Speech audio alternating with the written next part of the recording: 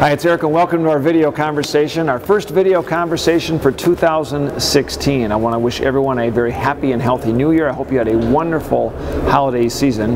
Here are the first questions for the new year in 2016. We'll start out with an email that came in from Paul, who wrote in. Paul's from Maple Grove. He says, "Dear Congressman Paulsen, please support adding a permanent IRA charitable rollover provision to the tax extenders legislation being considered in Congress. Thanks for your consideration, Paul."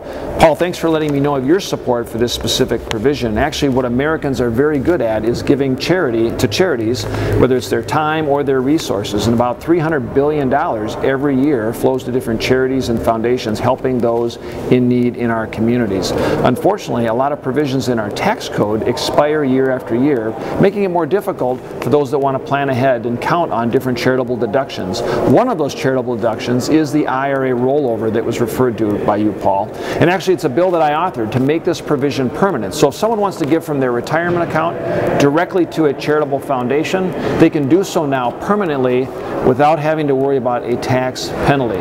So that was included in the final package, signed into law by the President recently.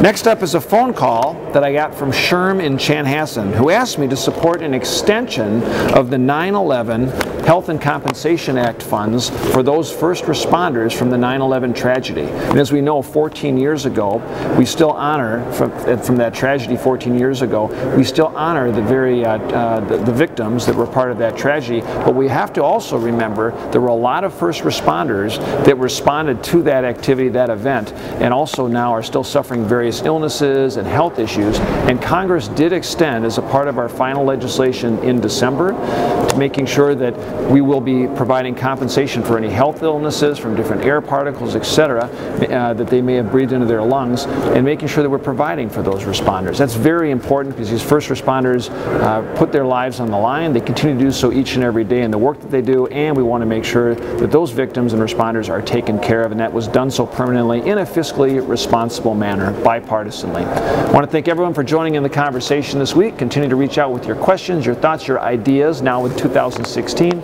You can reach me, of course, on Instagram, on Facebook, and on Twitter, or on the web at paulsen.house.gov.